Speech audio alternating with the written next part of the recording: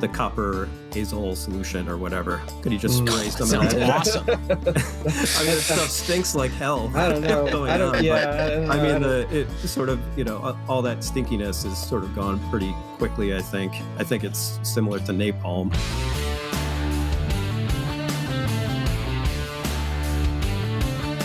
Welcome to the Fine Homebuilding Podcast, a weekly discussion of building, remodeling, and design topics aimed at anybody who cares deeply about the craft and science of working on houses.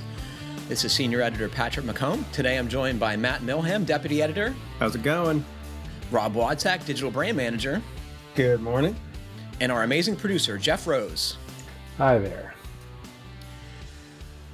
You can find the previous podcasts and check out the show notes at finehomebuilding.com/podcast. Please email your questions to fhbpodcast@taunton.com. Whoa, it's good to see you guys. How are you?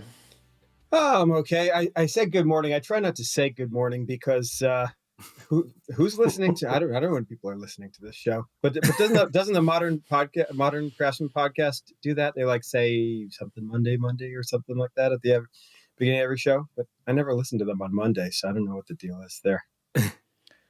I don't know how to answer that, Rob. I think most people know we record this on Monday or on mornings as often as we can because Jeff, knows the internet is better early in the morning. Interestingly. Yep. All right. Internet just woke up, all relaxed. It's just had its coffee. It gets tired throughout the day. I understand. Yeah. Oh, I would too. It's remarkable difference. It really is. Huh. Really? Yeah. What's different, Jeff? Come on. I mean, we rarely have an issue anymore. Remember when we first started how bad it used to get? Yeah, but I thought that was because I got a new computer. That's part of it, but I mean, just generally, because when I do the Fine Woodworking podcast, they're all doing it in the afternoons quite a bit, and it's really rough. Well, what's up with their slacking? Why do they get to do it in the afternoon and we have to start like at the crack of dawn here? I don't know. We're more gullible. I don't doubt that some of it is technical issues, though. I mean, I think Kylie was having, for months, it seemed like, some technical issues on her end, with Zoom and Squadcast and everything. And, listening to, the chatter of what's going on and the way the different magazines are running things, Fine Homebuilding kind of has its stuff figured out as far as, how the workflow should be. And a lot of the other titles just do not yet. This is since COVID because we all had to reinvent. Reinvent the way we make working from stuff. home. Right. Yeah. Exactly. Yeah, we're just pros at remote working now. That's it. And it's not down to any of us. It's down to probably Rodney, our art director, and some other smart folks. And Michael Lewis, our IT guy. Yeah, and exactly. Brian Magnotta, did I say that right? He's our VP of kind of internet stuff. Yep. So they've done a great job. Yep. Yeah. And I can't imagine it was a small undertaking, right? I mean, this company has been doing business the same way for 40 years. Yep. Well, I mean, we're not taking film pictures anymore. We're using digital cameras. We're not doing paste up, with wax. But I think you'd like agree, that. though, even though we had given that stuff up, when you go to an art meeting, you'd print out your photographs on paper and put them up on a thumbtack board, right? It's like it was still very analog. Yeah. Yeah. We don't do any of that anymore. Nope. Speaking of what we're doing, Matt, what have you been doing? Do you have your gazebo done yet? I've gone through a couple of iterations of what I want to do for the sort of cap that covers the hole in the middle, but I haven't, I bought some of the materials, but not all the stuff for the latest version of what I want to do. But carbon fiber, is that what you come up with? It wasn't carbon fiber, but it was tent poles. I was just going to order some custom tent poles and try to fashion something with canvas. So you're going to put a tent on top of your tent to seal up the hole in the middle of your tent. It's probably a really dumb idea, but I think it's awesome. What about this thing hasn't been dumb?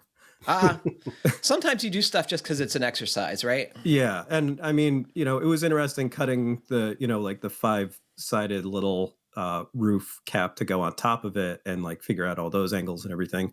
But, now that I'm done with that, I don't need to do that again. I want to try something easier. How about your other stuff? Is your mudroom all done? No, the mudroom's not done. Actually, I just started cleaning out all the stuff that has sort of accumulated in there all Why summer. you haven't been working on it? Well, I haven't been working on it. Yeah. Yeah. And my sister and her husband are moving, and they're basically going to be living on the road again, and they had shipped a bunch of stuff to my house, so that was sort of storage for for that. You're a good sibling. If right. one of my siblings wanted to like leave their stuff here, I would be not available that day. Yeah. And then, picked up a bunch of stuff for my parents' house, both their stuff and surprisingly large amount of my stuff that was left Still behind there at their house. And I don't know some stuff had been in boxes of stuff that I had put aside. And then somebody, I'm guessing my mother, had gone through and taken out some of my stuff and put it other places.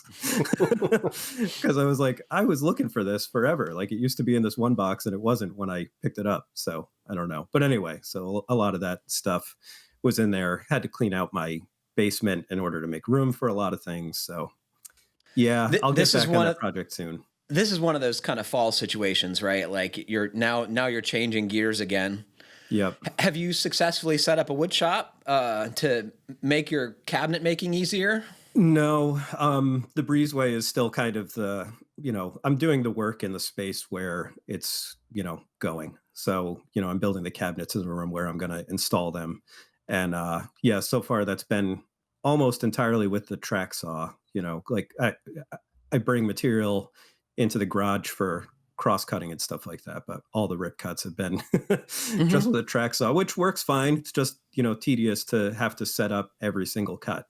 It's not as easy as working on a table saw, especially once the pieces are smaller. Table saw is faster. But handling huge sheets for most of us of a certain age is a challenge. Yeah, no, it's not like I would want to be throwing 3/4 inch sheets, 4x8 sheets through the table saw.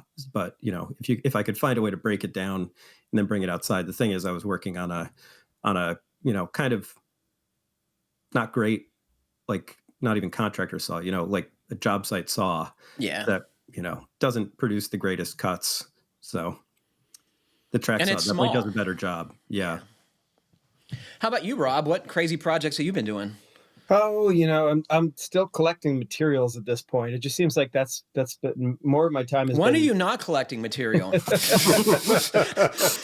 Oh my God! If you saw the back of my barn, I was trying to sort out all the metal back there the other day. It was like, when what is it? Sleeping Beauty. That whole like castle was shrouded in like briars and stuff. That's kind of what the pile of metal looks like at the back of my barn. So is this stuff you're going to save, or are you going to move a little along, or are you just getting it ready for a project? It's hard to say. It's just in my way. No, but I actually, I sent you some pictures. I actually went and picked up the pine shiplap siding for the back of my kitchen remodel project. I mean, it's kind of weird. It's beautiful. It looks nice. Yeah, I went to Woodbury Supply. They had really nice stuff there. It was actually pretty, new looking stuff too. I think they had just gotten a shipment in, and it was all the boards were beautiful. No. We should tell folks what you got. So it looked like to me like number 2 brushed pine with a shiplap edge. Is that right? That's correct. Yeah. Yeah. And I returned the sink that we bought because it had a crack in it, and the siding cost like within $5 of the same amount as the sink. So the money I had in the bank from the sink, I bought the siding with. Are you gonna make a sink out of siding too? I don't know how that's gonna work. Yeah. I'll just put a little bit of epoxy in there to keep it sealed. No. Are you getting a new sink? I presume. No, we did order a new sink. We ordered the same one. It was weird. Like I returned it, and they're like, "Oh yeah, we'll refund it, and then you can go order a new one." And I'm like, well, "Why don't you just give me a new one? Why don't you just give me a new one?" Anyway, but so that come mail order? Is that how it got cracked? Well, actually, no. I had it shipped to Lowe's directly to the store, so that if there was a problem, I could just give it right back to them. But then when I got there, the thing was so huge. It was one of these big fire clay sinks. I was like, I'm not opening this thing up in the middle of that. In a crate, presumably. It was in like a double layer box with all this padding and stuff. So yeah, but no, the new one looks good. And next step in the project is I've got like another 20 square feet of old clapboard left to pull off the back of the barn, and then I'll be able to tighten, close everything all up and get ready for The kitchen, not the barn, right? No, yeah, we're still talking about the back wall of the kitchen here. Yeah. So it's weird that a kitchen remodel involves siding since I didn't change the size of the room, but You did change the window, which is Yeah. Well, that's cool. So how much longer you figure? Next summer? As long as it takes. And so far, as long as I'm making incremental progress, my family seems to be happy. So.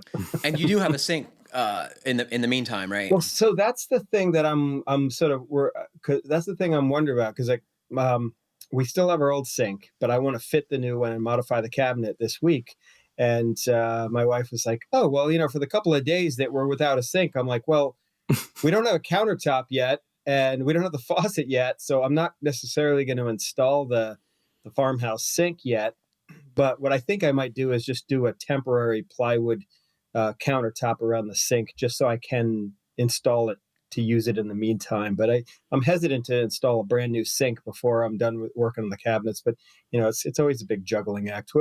Years ago, we worked on a kitchen remodel where I was working with HVP at the time, and they had a like a portable kitchen that they bought.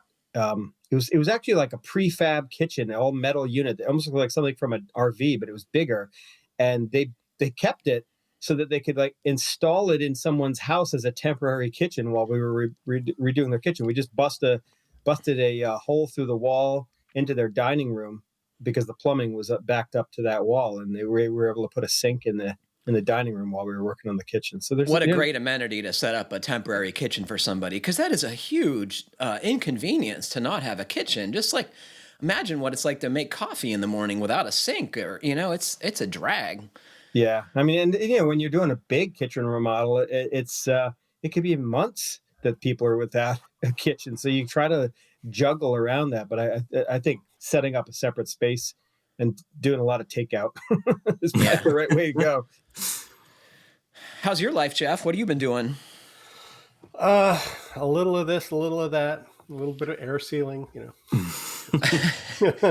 I got to come by and do a blower door test on your house, don't I? Yes. Yeah, someone is, the folks are clamoring for us to get our numbers. Come on by, bring it by. Yeah. Anytime. I love working for free on the weekends. That's awesome. Well, it's for the podcast. You can do it during the week, right? Yeah. I did something weird this weekend. I took the bed liner out of my pickup truck to clean all the stuff that was out from underneath it, which was pretty interesting. And you guys want to guess what was in there? 17 pounds of fasteners and 33 pounds of pine needles. It was everything I had carried in like the 6 years we've owned the truck, right? It was mulch, it was gravel, it was stone dust. It was like bubble wrap that I try and plug up the holes in the bed liner with, But it looks surprisingly good under there. So those folks who tell you that those make your truck bed rot, I think if you put it in there when the truck is brand new, that is not true in my experience. Yeah. And it was wet under there. And the mulch that was under there, the wood chips, should have been the perfect thing to foster rusting. But because the paint was intact, because the bed liner was in there from the very get-go, it was amazingly rust-free. And for those who don't believe me, I'll put the photographs up on the podcast page. I guess maybe if you get a lot of gravel in there and the thing shifts around and scratches through the paint, maybe that it would do it. But well, it was definitely scratched, but it was pristine. And the engineers at Dodge, I'd really love to have a conversation with them. They put the tie-down hooks in the bottom of the bed. And the reason they do that, of course, is because they want to attach it to the frame, because that's way less expensive than reinforcing the bed sides to have tie-downs, right? But of course, when you put gravel or stone dust or whatever, it fills up these pockets, and I have to vacuum them out periodically to keep the thing from rotting away. So what a dumb freaking idea. Yeah, that's pretty common, though. It's like that's actually one of the main reasons why I had the spray-in liner done in my truck, is because I didn't want all that gravel and mulch to be in there. I wasn't that necessarily worried it was going to rot. In fact, the F-150's got the aluminum bed, so it's not going to rust. Well, and you lease it, so you don't care.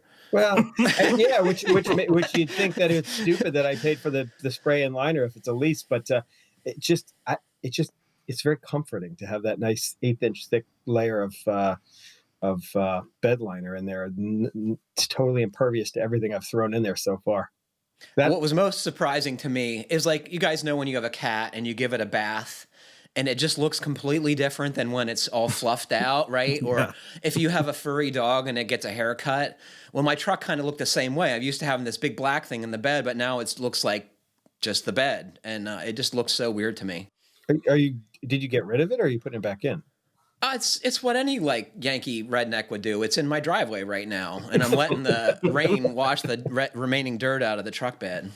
You might want to put a sign on it that says "Do not take," because someone, some swamp Yankee might come by and just think that it's free. What I should do is put it on my wood pile, which is the other thing you see people do, right? It's like you got this old bed liner and you throw it over the wood pile. They're easy to toss around. That's not a bad idea. I never seen that before. But Oh yeah, you haven't lived in Vermont, dude. So we heard from several listeners about past shows recently. This comes from John. Great show. Keep up the great work and stay safe. Here's a link to a free resource on many materials and the difference between Celotex brand sheathing and Celotex asbestos pipe insulation. I bring this up because this was the second show I heard referencing what we've been describing as fiber sheathing. Thanks for the fine air sealing and roof venting show. When do all those blower door numbers go up? John. So I guess we really got to get on that. Ryan writes in, was debating whether to send this to the pod email or the normal FHB email box, but I thought you would all get a kick out of the video of these mud/straw built structures in Siberia. Serbia. I know it's Serbia. Oh, sorry. In Serbia. I know it's either Matt or Rob that's dying to build one of these. And he sent a video, which is totally worth watching. Did you guys take a look at this? I did, yeah. Do you want to describe what we're doing, Matt? They're making, in the beginning, they're making sort of bricks out of light straw clay, and then they're making houses, and it looked nice. And they don't have stone, which what else are you going to build out of if you don't have trees or stone? So yeah, that's the thing. A lot of places in the world, they just build with what they have. And, right. In some places, I mean, even within the one country, you'll have areas where the houses are stone and wood, and then other places where they don't have trees or a lot of rock, and they just build with mud. And you end up with like a lot of really cool looking houses. They're very organic looking is how I would describe it. Yeah. The mud houses end up looking, you can shape it any way you want. But, and the US, we are sort of allowed to build with this stuff, but not really. Like, we're not allowed to build load bearing walls with it, but it can be used in infill in non-load bearing walls. I don't know if you guys have read Larry Hahn's most recent book, My Life as Told Through Houses, and he describes growing up in a Saudi in the Midwest, I guess in the 30s, right? It was pre-war, and he said it wasn't the best environment, but boy, if you had nothing else, it would keep you from freezing to death, right? Yeah. All those pet worms, that's probably pretty fun. He talked about the worms and bugs coming out. It's just like creeps me out. You guys can imagine I would not be set up for that. That book's a really awesome book. I mean, Larry Hahn's a legend already, but then when you see the progression of where he came from, because the whole gist of that book is that he's pretty much lived in every type of, from the most primitive structures up to the modern day houses throughout the course of his life. And that kind of shaped the way he, his career went too. And it's beautifully written. He is a fantastic writer. It is just such an enjoyable read. The only criticism is I wish it were longer because I wanted to read more. Really good. We heard from Richard.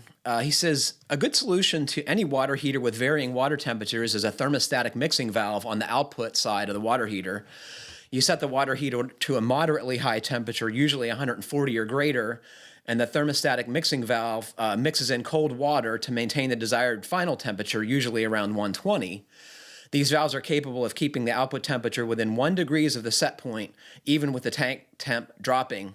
Plus, it allows the tank to be set at 140 degrees or above, which is important to reduce Legionella, bacteria, and the like. What do you guys think? Yeah. Better solution than we came up with, right? What did you guys suggest? When was this?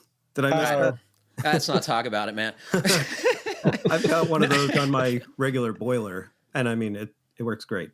So this person also had a boiler, and they noticed on shoulder seasons that their water temperature would fluctuate greatly, probably because their boiler wasn't running enough, right, to keep that side tank going, right?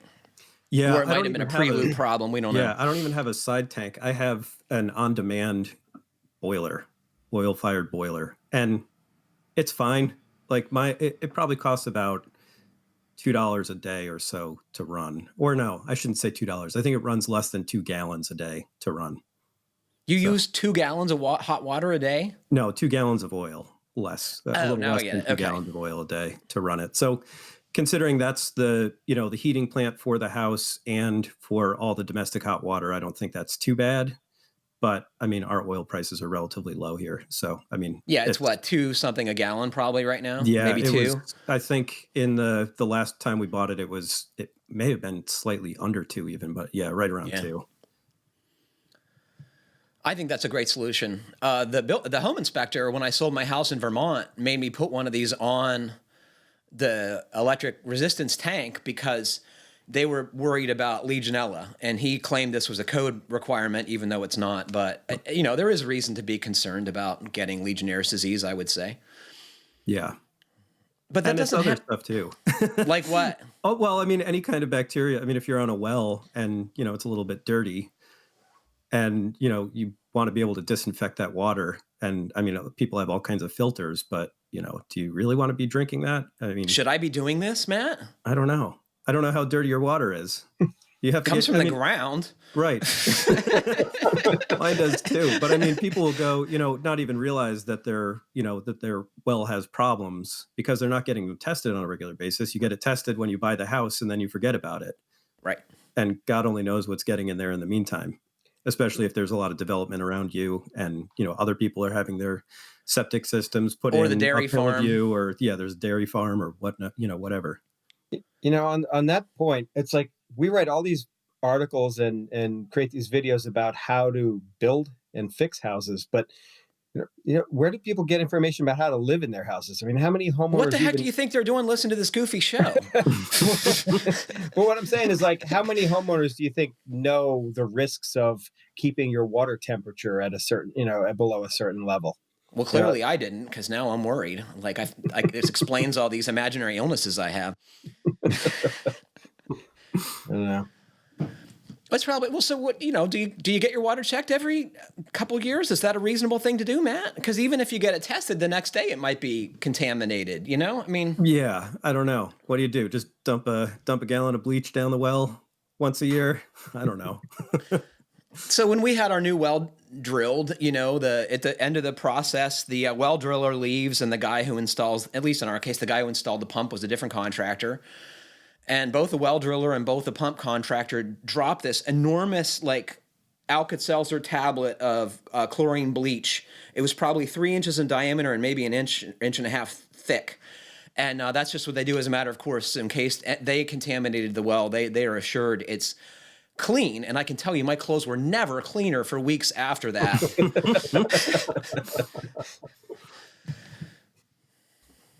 All right, so have we done a question yet? No. Oh my God, Yeah. We got to get going here. So this comes from Ed. Dear FHB podcast team, I was just wondering what the FHB team thinks about the popular design trend of black window frames. I've worked on projects where new windows with black exterior frames were installed on a hot summer day, and you could burn yourself if you weren't careful. I also wonder about the lifetime of the sash, the glazing, when the window gets so hot. Have window designs been changed to take into account the added temperature? Regards, Ed. Yeah, and he also know. asked about the thermal pane seals, which is basically just the insulated glass unit, like the seals are on the edge of it.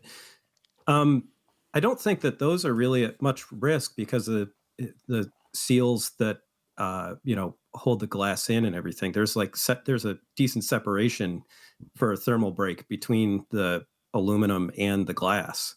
So I don't think it. What about a vinyl window though? Black vinyl window? I don't know.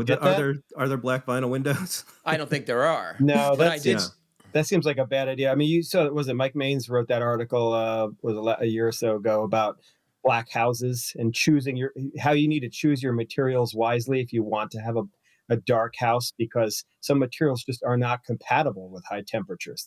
They'll expand and contract more. You get leaks, or you'll get finishes or materials just degrading faster. Yeah. Intuitively, it seems like it's going to be a bigger problem than a light colored window to me. I just, and I have no evidence to support that. I did look and look and look, and I actually had a couple calls into window manufacturers, but I don't know if they have a proven track record that they're willing to talk to me on the record. You know what I'm saying?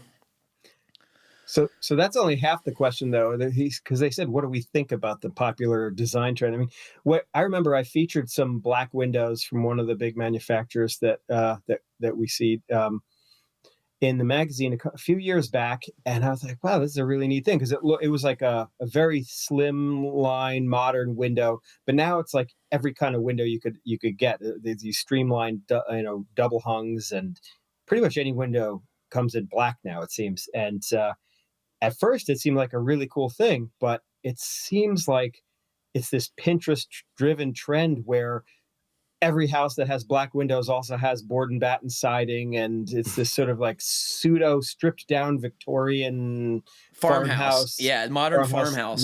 Farmhouse. And it's like, it's another one of these phrases that's sort of like this generalized term now that basically means a white house with black windows, and nickel gap siding as a backsplash in your kitchen. And right. So you think they're overdone? I don't know. I just think like my daughter actually, she's like, oh, look, there's a 2020 house. My daughter actually feels like it's like this brief moment in time. I don't know. Maybe it's going to stick around. I mean, there is something to be said about how nice and clean and simple those houses are. And it seems like it could be a timeless look, but time will tell, I guess. Yeah. Some of them I think look really sharp, and like when you look at the old windows, like, metal windows that were on old factories and things like that, you see some of those in salvage and they just look really cool. I'm sure they're extremely inefficient because they're just glass. Yeah, they just have one single pane units. I don't know if you could even retrofit, like an insulated glass unit in those things, but they do look great. Yeah. I think it looks great, but like Kai, I think it's going to be, completely indicative of when the house was built, like a decade from now. Just like when you see the huge Palladian window on the front of an 80s house with the arch top thing, and just like, God, that used to be really cool, but now it looks kind of dumb, Was it cool though? Or was it just something that went on McMansions in the 80s and 90s? I thought it was cool. I also think black windows are cool, but who knows what I'm going to think 10 years from now. Yeah. I would point out too that it's a throwback, or the dark black windows were a colonial thing, right? That was a colonial color, and I think a lot of people did that. Or super dark green. Yeah. What do you guys think? How do they look? What do you think, Jeff? I really like the look. I also wonder about, because 70s, 80s, there was the dark brown window frames in a lot of houses. So, Terratone. Yeah. So they've got to have that was the Anderson color. Similar sort of heat absorption, I would think. Yeah. That's what I was going to say. The newer windows on my house are Andersons, and they're all dark brown on the outside. Yeah. They seem fine. I do have issues in the winter with condensation on the inside because I can't get storm windows for these because the glass itself is supposed to be insulating, but I don't know what the issue is, but I think you have too high indoor humidity. Yeah. And we run a dehumidifier. It's at set as low as it'll go, and it still doesn't do it. But your basement's wet. you have a sump pump and stuff, and that's always giving off water vapor. Even with the dehumidifier will run, I have humidistats all over the house, and, I'm showing it like 45% relative indoor air, relative humidity indoors in the winter, and still getting condensation like crazy. So I have no idea what to do at this point. We get it too, except it's on windows that have shades or mini blinds. You know what I mean? Like if they're getting heated by the ambient air, then they don't do that in our house. But The crazy thing in my house is, so we also have some old single pane windows that have like the, kind of hideous triple tracks on the outside. And, when those triple tracks are all sealed up with, we put the glass down and everything and, make it like a real storm window for the winter. Those windows do not get any condensation on them at all. So I think it's because they're drying, though. You know what I mean? Because drying on the inside, yeah, they're getting that warm. Yeah, it may that's be. my guess. But why is the other glass not getting that warm? Because it's insulated. It's insulated, but it should be preventing that heat from going outside. It should be storing all that heat in the interior pane. And they're in the same wall, so there's no reason for it to be that way. They're both under the same conditions. Sure. So it's weird. I want an executive or some engineer from Cardinal Glass to come on the Pro Talk podcast. I think that would be fascinating. I tried to find someone there to talk to about this very subject with the glass, because I think the dark frames are potentially going to make either the glass fail because of the greater coefficient of expansion of materials because they're so hot, or they're going to reduce the efficiency of the sash because you're going to have to build in these larger gaps because I think the windows are going to move more. But this is all speculation. But I think the people to ask is Cardinal, because if they're suddenly getting glass failures because of these dark windows, they're going to know that it's a problem before anybody else does, right? And I don't know that these things have been in the mainstream long enough that we can really say that they're going to hold up long term. Yeah. Yeah, that's the one point to make based on what you're saying there, Patrick, is that most I think all window manufacturers rely on just a handful of glass providers, right? They're, the people who are building the windows aren't the people who are putting the glass together. So they obviously have to work together on R&D to make sure this stuff works. So Cardinal Glass, if you're listening, I would love to talk to someone there about modern glazing because it is a fascinating subject, and black windows are just a small tip of the interesting things we could talk about. What would you guys want to know about modern glass? Yeah, you guys send me something later. This comes from Eric from Cullowhee, North Carolina. What do you think the likelihood as I pronounce that correctly, guys? Oh, probably slim. 1%. Yeah. I love your support, Matt. I wouldn't do any better. I have no idea what that is. I think it's Cullowhee. That's how they pronounce it in Pittsburgh, at least. Right? Hi, gang. You are now about the only thing I listen to while driving. Love the show. I'm hoping you can recommend some good books / articles on roof structural repairs. It needs rafter work and ceiling joist work. He's talking about this little house he bought a few years ago. He says, I suspect 1/3 of the rafters need replacement or at least sistering. Ditto for the ceiling joists. I've been watching YouTube videos and looking at books on restoring old houses. I have not bought any books yet because they don't look like they have in-depth material on roofing repairs. It's a 1938 house. The roof was leaking with holes completely through the ceiling into the bathroom. You could see the sky, thus the blue tarp. Then the previous owner re-roofed over the blue tarp with some pretty good quality metal roofing, but it still leaks, go figure. I bought the house a few years ago. So to me, this looks like a little mountain cabin, and it's always been an inexpensive house, but it looks like an amazing place to hang out. So he showed some photos in a series of links to his Google sharing drive, and you can see the blue tarp through the roof sheathing hole, and there's metal on top of it, and it needs some work.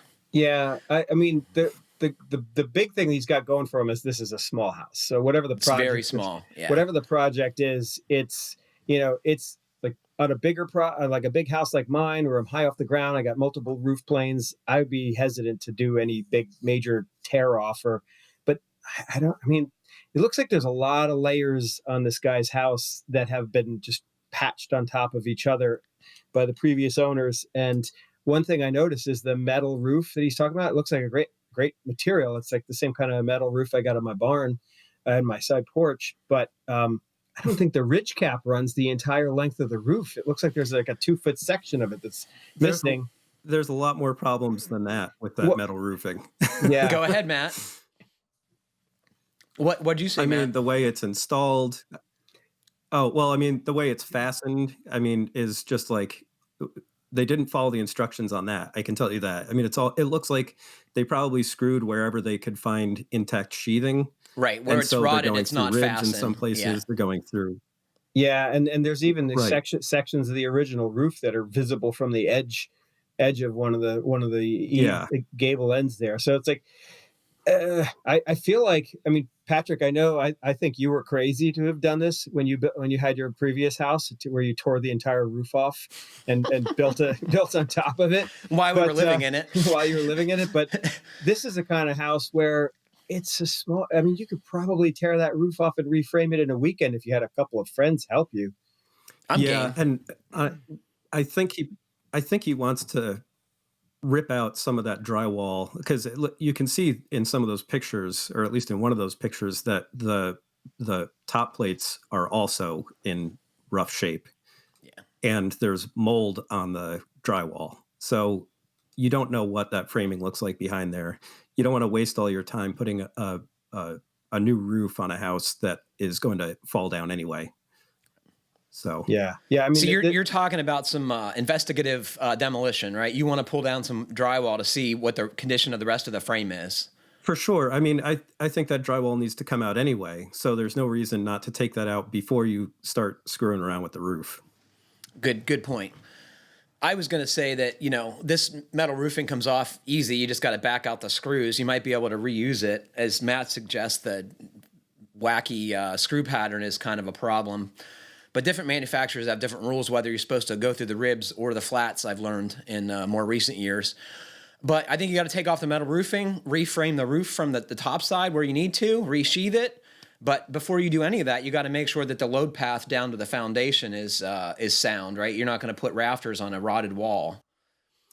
Yeah. And as another thing I was thinking about the leaky metal is that if it's over some punky sheathing and over some existing roofing and it's all, squishy underneath there, those surface mounted screws have, neoprene or rubber gaskets on them that need to be pressed Torqued. tight to the metal. And if they're not grabbing into anything, that's basically just a hole in your roof.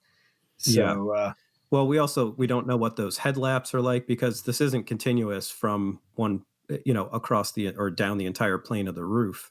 And also those side laps, some of those you can tell in the pictures are not right because the last rib on those sort of ag panels usually have the shoulders are uneven. So it creates like a little drainage plane and anti-siphon so that any water that does get up under there sort of drains away. And you can see that whoever put that on, put some of those ribs on. They basically reversed the laps somehow. So do you want to explain to that, Matt? The problem is that when you have these overlapping sheets, there's this very small capillary space and water will rise in it, right? That's the issue.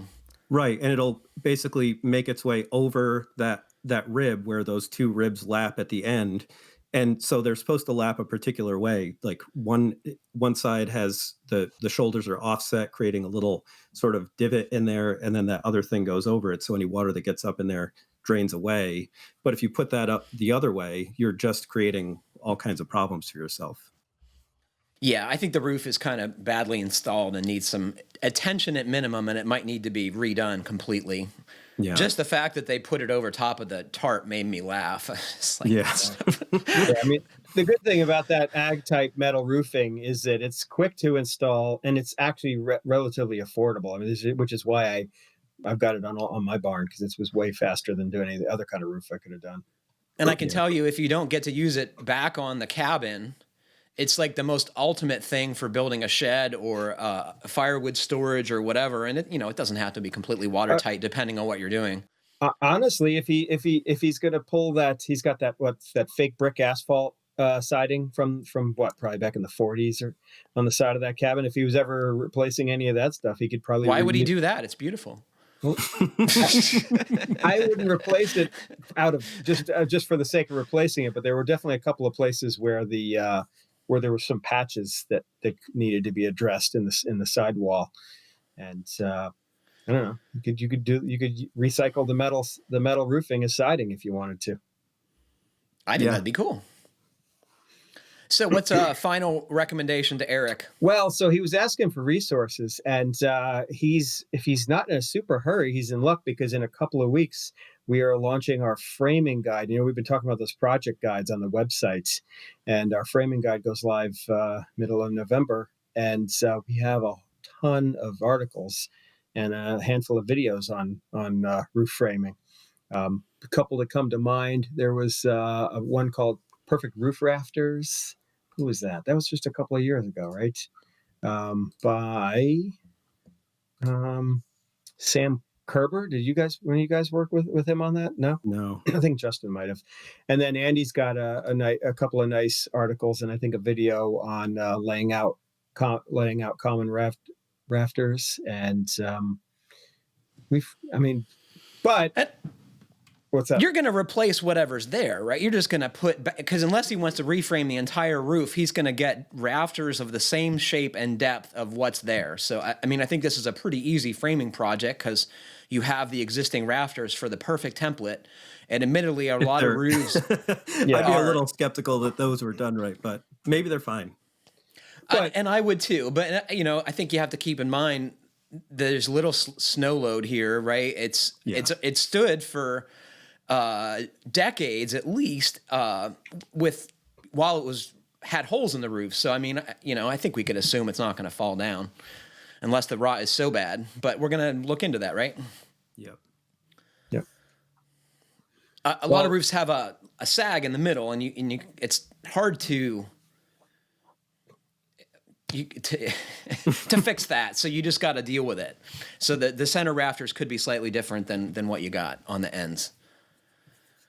Yeah, that's a good point. If you're sistering them, that's anytime you're remodeling as opposed to starting from scratch.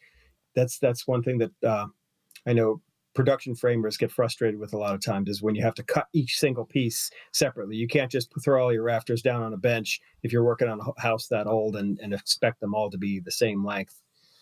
And, maybe that's a good reason to rip this completely down and start over, right? You could use trusses, you could, cut it on the ground. Sometimes it's just easier to start over. Yeah. Yeah. Well, and you can pull those walls back together and make everything, make sure everything's going to be the same length. Let's put a come along on it.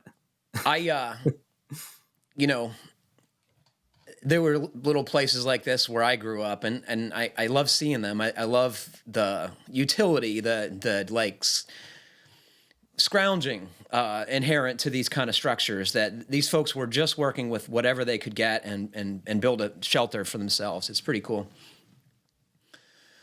This comes from Marlowe from Northwest Georgia. Hello, New Englanders. I'm a joiner in Northwest Georgia, specializing in picture frames and museum displays. My dad is a seasoned carpenter. I grew up surrounded by the trades at his ankles, and he, against the will of my mom, decided to have one last hurrah before retirement, so we're building a house for me and my wife. If we had stuck to the initial plan, I'd be writing this from my new living room in front of the roaring fire. But imagine a picture framer and a carpenter on Social Security move very, very slowly. We finally got the roof on and are about to start drying in. But due to the length of time it's taken the two of us to build this thing and the insane humidity and rain we've dealt with this year, I'm concerned about mold and mildew getting encapsulated behind the drywall and the joist bays, etc. I'd rather be safe than sorry. Y'all make my day while I'm listening in the shop. Thanks for the great work you do, Marlowe. Oh, he says, P.S. We received almost a half an inch of snow last year. Should I be worried about ice dams this winter?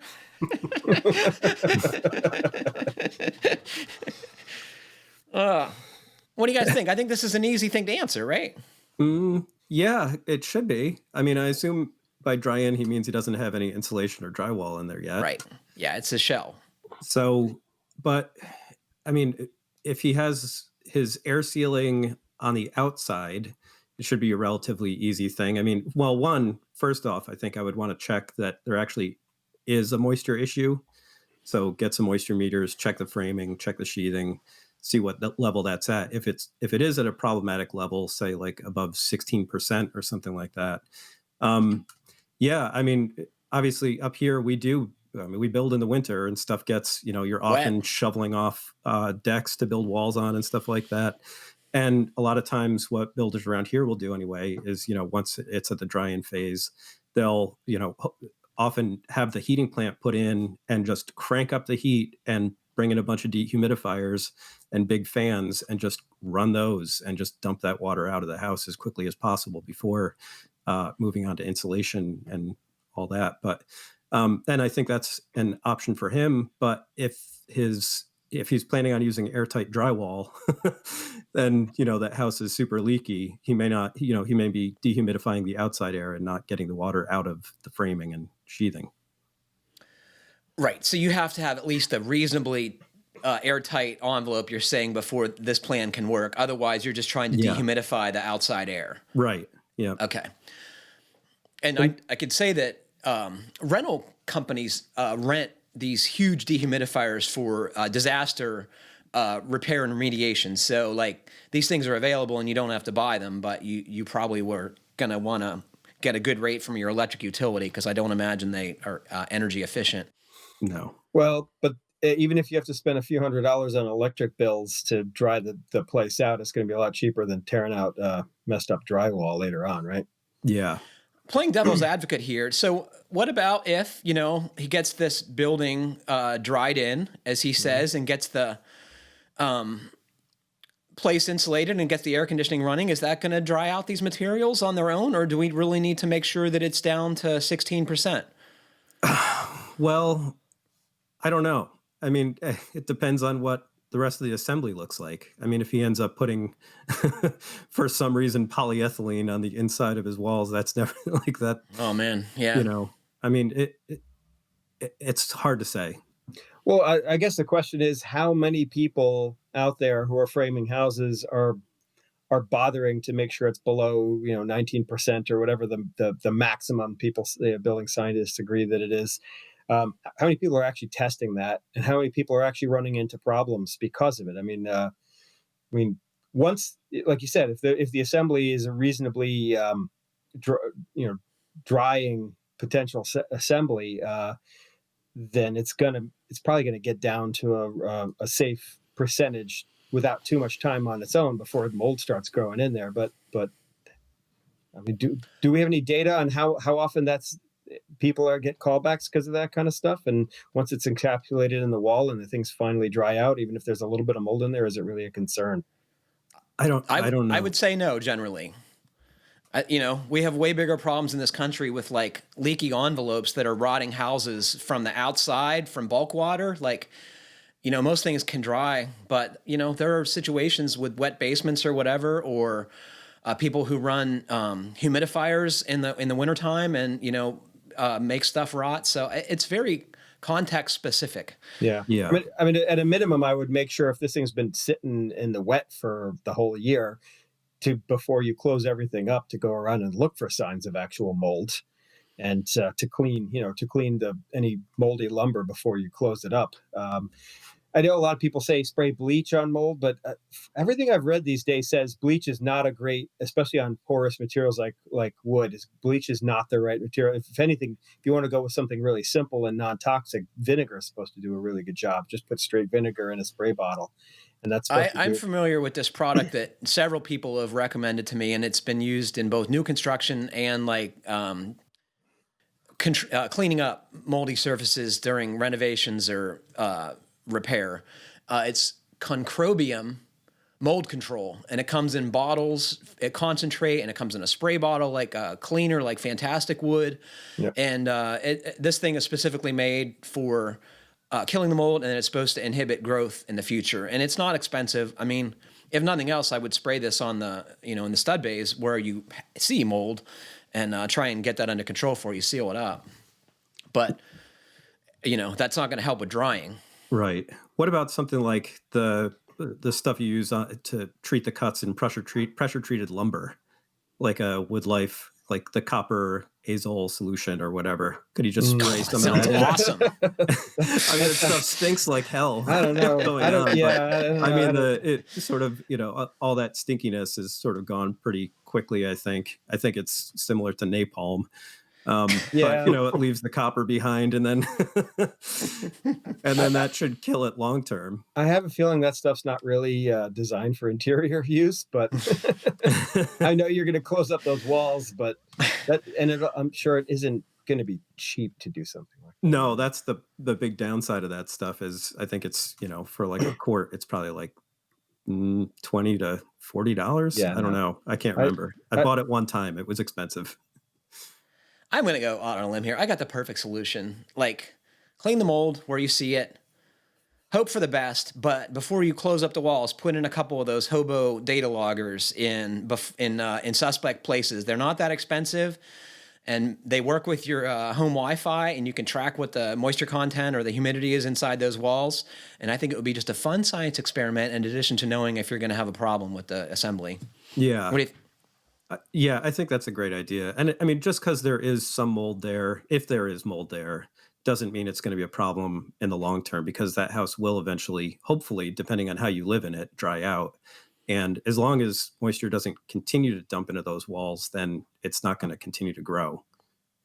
Yeah, to that point, Matt, like I think about things like people worrying about asbestos pipes in the walls or lead paint underneath the old paint. I mean, certainly when you disturb something, you got to worry about that stuff. But I don't think I'd be too worried about a little bit of mold in my wall if the wall assembly was built right. Yeah, We've evolved with mold. There is no place on Earth you can get away from mold. There's mold in Antarctica, but you know. You're breathing it right now. Some people are very sensitive to it and gives them severe respiratory problems, especially certain kinds of mold. So it's reason to be cautious. But if you think you're going to get rid of it all, it's not going to happen. Yeah. No. So this came from our Fine Homebuilding forum, right, Rob?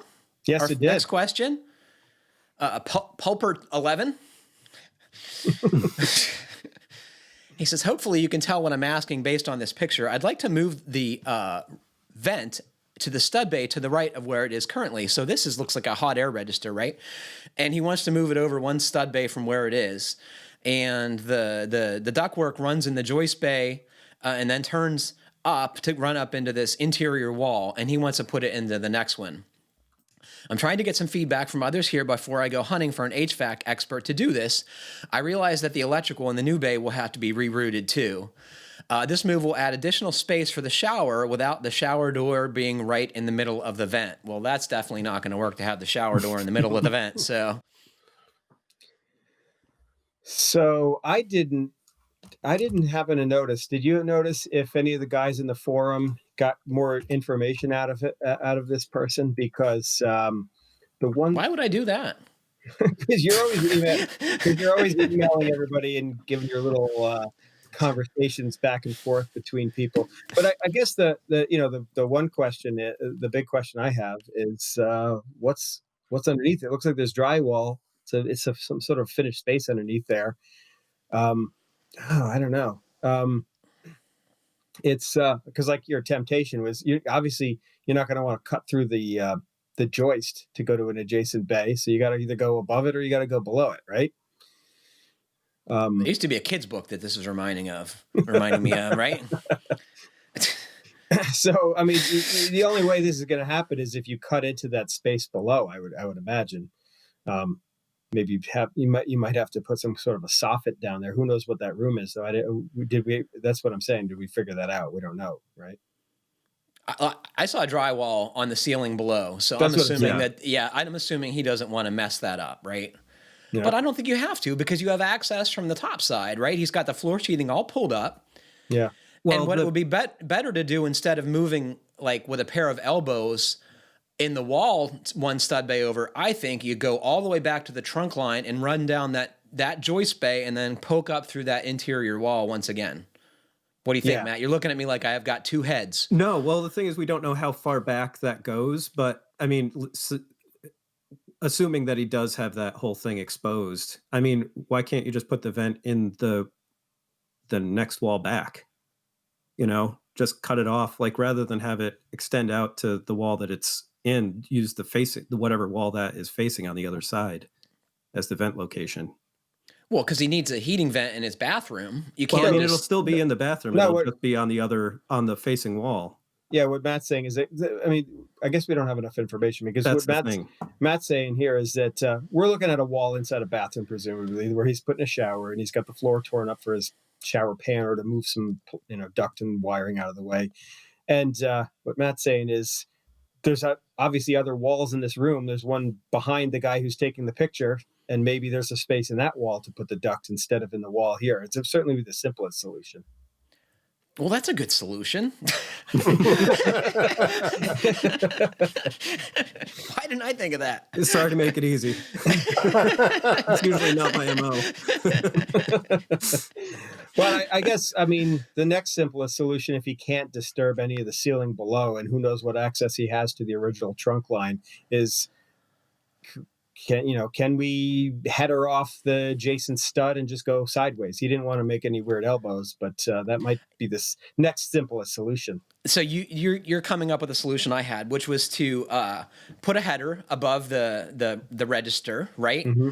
Remove the intermediate stud between the two stud bays, and use a couple elbows to get that duct over. And I think that's possible. Of course, you're going to have more static pressure because those elbows are going to impart static pressure, and it's going to slow down the amount of air coming in there potentially. But if it's a bathroom, I can't imagine that's a big deal because oftentimes you need a small percentage of the air you would in a bigger room.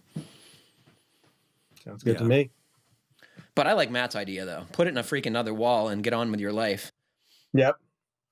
And I think you could go down that other adjacent joist bay, too. But like you said, if you can't get access to the trunk line, that's not going to work. But I think you could from the top side.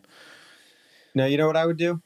Tell me. I'd close it off, put a tile floor in with some electric radiant heat underneath it.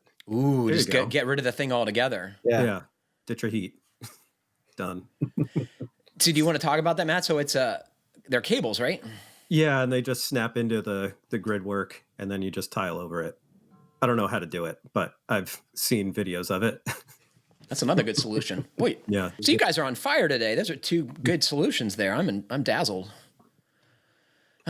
So this is the point of the show where I put Rob on the spot, and That's why we ask him to talk about things he's not prepared to talk about. It's my favorite part of the show. Yeah, and you're good at it too. We're obviously into the holiday season right now, and we want we'd mentioned some books earlier. Actually, we didn't even mention that book. There's a Taunton for Pros by Pros book on framing. If our friend from North Carolina is actually interested in getting a book, Renovation is a book you should buy too, because you're going to have to be doing what amounts to like a full gut rehab on this little cabin, right? Because once you get all the framing problems fixed, you're going to have everything else to fix. So I think that's the perfect title for this kind of situation. In fact, I feel like since we seem to be more of a remodeling audience than a builder audience in our podcast anyway, I feel like everybody needs to take a look at that book, because it is like we were talking about. Is there a book? Is there an owner's manual for living in a house? This is probably the closest thing we have to that, because especially if you're handy, right? Because this is the book, if you're handy, you need to fix your stuff. Yeah. Which book are you recommending? Renovation by Litchfield. Mike Litchfield. Yeah. Okay. Yeah. It's on its fifth or sixth edition, maybe. I think it's fifth. They just revised it this year, so it's actually freshly updated with a lot of current changes, because stuff changes in houses. And so basically, if you just go to tauntonstore.com, all through this month and next, we're going to have regular sales going on in there. So I would definitely check that out. But then a lot of the stuff that is in our Taunton store is also available on the website. And we used to have separate memberships on the website and separate subscriptions. But now basically there's just a couple of tiers. It's like you either just subscribe to the magazine, just the print magazine, or you can get the all access membership, which you get the print magazine, 8 issues a year, and you get access to the 12,000 articles and videos that we have on our website, which are every month we organize a bunch more of those into these comprehensive guides. So hopefully, eventually, every topic that you could come across in construction is going to be in a nice little package on the website. But the all access membership is, if you buy it by the year, it comes out to like $6, a little over $6 a month, which is, if you're working on houses and you're spending thousands of dollars on these projects, what's another $6 a month, right? Especially if it saves you money, and it's gonna, because it's gonna prevent mistakes and help you do a better job. Yeah, but so basically, if you just head on over to finehomebuilding.com, you're going to see pretty much all over the site stuff that mentions the all access membership. But basically, just go to finehomebuilding.com/members, and that takes you right there, and it gives you a detailed description of everything you get. I mean, not only do you get all the new magazines in print as they come out, but you also have access to our entire archive on the website. If you go to the top of the navigation bar on finehomebuilding.com and hit the little, they call it a hamburger, that little 3 lines on the right hand side to expand the website. Is that what that's called? Some people, yeah, that's what you call it. I was talking to Carol about that this morning, and I was like, it's those 3 bars that mean everything. Yeah. Some people call it a hamburger. I think Renee, our CEO, calls it a cheeseburger. But wouldn't it have 4 lines then? Yeah, well, it's just squished together. You can't see it, but that it's kind of hidden. But that, when you expand that menu, it gives you access to everything we have on our website. We've got the magazine index, which you can look up every author and every title that's ever been printed in our 40 years of printing the magazine. And you can go direct to an online version of the archive where you can browse through every single issue. And all of that stuff is available with the membership. And I'm going to make another appeal for you folks to review us on Apple Podcasts or YouTube or whatever, but those really help us. And you guys have been pretty good lately, but it's been a while since there have been any new reviews, and it's a huge help. And if you can do nothing else to help the podcast, please do that, because it is a good thing to do. And I would remind everyone about the Teespring store that we'll have a link to on the podcast page. You can show your support of the podcast and other Taunton products. And they make great gifts. Yeah. That's what you're getting, Matt, from me. Looking forward to it. You could always use more Fine Home Building t-shirts. Well, unfortunately, that's all the time we have today. Thanks to Matt, Rob, and Jeff for joining me, and thanks to all of you for listening. Please remember to send us your questions to fhbpodcast@taunton.com, and please like, comment, or review us however you're listening. It helps other folks find our podcast. Get to work, people. Happy building. Stay safe.